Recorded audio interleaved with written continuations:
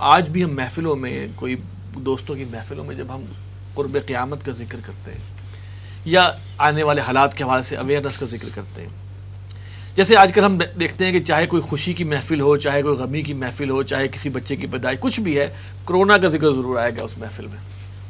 اس کو اتنی بڑی حقیقت بنا لیا گیا ہے، وہ حقیقت ہوگی لیکن اس کو بہت بڑا بنایا گیا اور وہ موضوع بحث بن گیا ہر نشست کا. کیا وجہ ہے کہ یہ جو گفتگو آج ہم کر رہے ہیں، لوگ اس پر بات کرنا یا خلاف شان سمجھتے ہیں؟ ایون ہم پڑھے لکھے طبقے میں بھی بات کریں جو کہ بہت زیادہ دیندار نہیں بھی ہیں، لیکن وہ اس چیز کو بالکل اس کے بارے میں وہ آنکھیں بند کر کے بیٹھے ہوئے ہیں کہ بس جو ہو رہا ہے یہ ایسے ہی ہونا تھا، اور آپ لوگ جو باتیں کر رہے ہیں یار یہ ذرا پرانی باتیں لگتی ہیں. تو آپ کیا سمجھتے ہیں، یہ لوگوں کی دین سے بیزاری ہے، لا علمیت ہے، ان اویئرنیس ہے، کیا ہے؟ تو اس کے دو تین پہلو ہیں. سب سے پہلی بات تو یہ دیکھیے کہ ہم اس وقت کارپوریٹ ورلڈ میں جی رہے ہیں. کارپوریٹ ورلڈ اس نظریے کو، اس بات کو، اس شخصیت کو، اس کتاب کو، اس قدر کو پروموٹ کرتا ہے جو کارپوریٹ سیکٹر کو فائدہ دے سکے. آپ نے سازشی وائرس کا نام لیا، میں اس کا نام اس لیے نہیں لیتا کہ جیسے میرے منہ سے یہ نام نکلے گا آپ کے پروگرام پہ اسٹرائک آ جائے گی. آپ کا پروگرام پبلک کو دیکھنے سے، میں سازشی وائرس میں ایسے کہہ رہا ہوں. اب اس سازشی وائرس کی جو بات ہے اس کے پیچھے پوری کارپوریٹ انڈسٹری ہے، اس کے پیچھے کتنا بڑا بزنس ہوا ہے، اس کے پیچھے چند ملٹی نیشنل کمپنیاں جو تھیں. دیکھیں کیا وجہ ہے کہ 30 کے قریب امریکی کھرب پتیوں کی آمدنی میں 30% اضافہ ہو گیا ایک سال میں. 27 اسرائیلی سرمایہ کار جو تھے وہ اپنی آمدنی کو 30 سے 50% تک ایک سال میں بڑھا گئے، جبکہ پوری دنیا 50% ڈاؤن ہو گئی. اس کے پیچھے کچھ عناصر تھے. ابھی جو ویکسین آئی ہے پاکستان میں، اس کے بارے میں بھی جو چل رہا ہے کہ 1 ارب اور کتنے روپے کی اس کے پیچھے جو چیز چل رہی ہے، فراڈ کہہ لیں یا فائنینشیل ایمبیزلمنٹ کہہ لیں، وہ سارے کارپوریٹ سیکٹرز میں انوالو ہے. تو جس چیز میں کارپوریٹ سیکٹر انوالو ہوگا اس چیز کو ہر مختلف اینگل سے پروموٹ کیا جائے گا، اسے ٹاک آف دا ٹاؤن بنایا جائے گا، خواہ اس کے بارے میں نیگیٹو بات کی جائے یا پازیٹیو بات کی جائے، مگر وہ پبلک ٹاک بن جائے گا.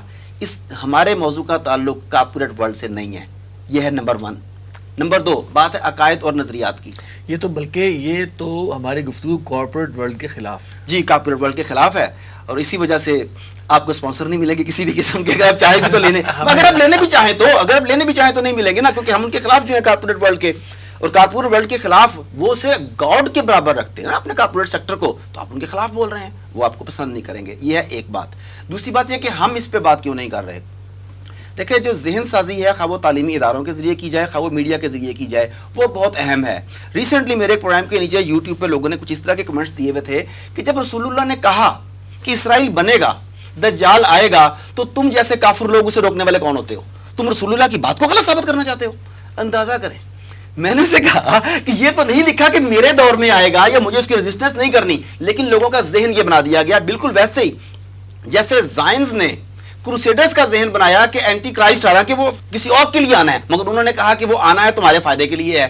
انہوں نے عیسائیوں کو اپنے ساتھ ملا لیا، جو در حقیقت ان کا وہ اٹ کتے کا ویر نہیں جو کہتے، وہ والا تھا ان کا معاملہ.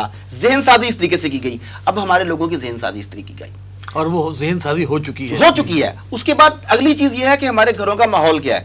آپ گھروں میں کیا چیزیں دے رہے ہیں اور کیا چیزیں بچوں کو سکھا رہے ہیں، اور آپ کی گفتگو کس طرز کی ہے. آپ لوگوں کو کیا بتا رہے ہیں. آپ اسکول جانے کے لیے اٹھاتے ہیں کہ نماز کے لیے اٹھاتے ہیں؟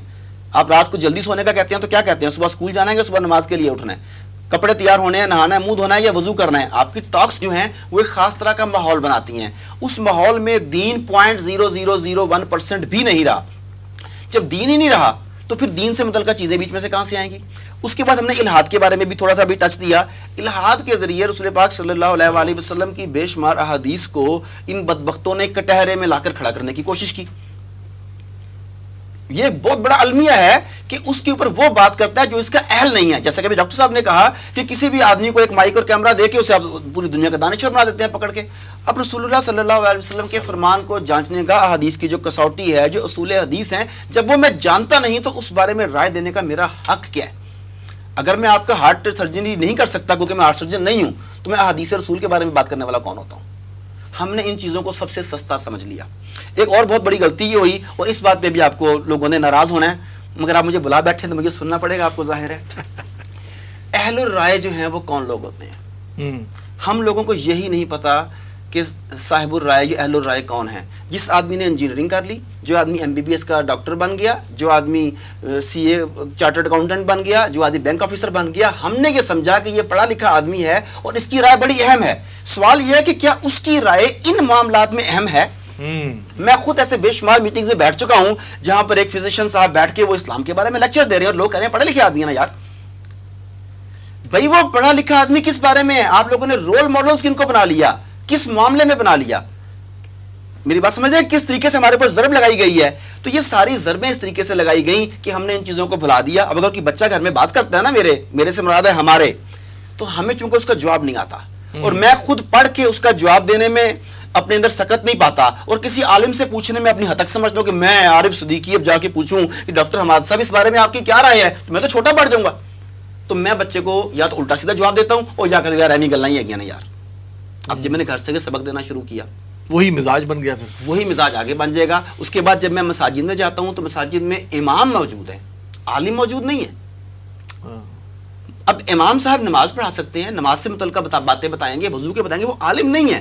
اب میں انہیں عالم سمجھ کے سوال کرتا ہوں, جب وہ بھی بات کا جواب نہیں دیتے تو میری غلط فہمی کہ میں نے امام کو عالم سمجھ لیا تھا, ان کا مقام میرے دل میں گرا دیتا ہے. صاحب الرائے یا عالم کی پھر ڈیفینیشن کیا کریں گے سر؟ یہ تو آپ دونوں مل کے بتائیں گے, میں نے تو سوال آپ کے سامنے رکھا ہے, یہ فیلڈ تو آپ لوگوں کی ہے نا. یہ تو سکیپٹسزم ہو گیا نا ڈاکٹر صاحب. یہ تو پھر امام بھی فارغ ہوئے اور باقی لوگ بھی, تو ہم کیا, ہمارے پاس ہر چیز کی ماسٹری ہے نا. میں کراٹے کا ایکسپرٹ ہوں مثال کے طور پہ, آپ دونوں کی رائے کراٹے کے بارے میں, صاحب الرائے ہونا کراٹے کے بارے میں, ہماری اس میٹنگ میں کون آدمی ہے جس کی رائے کو آتھینٹک سمجھنا چاہیے؟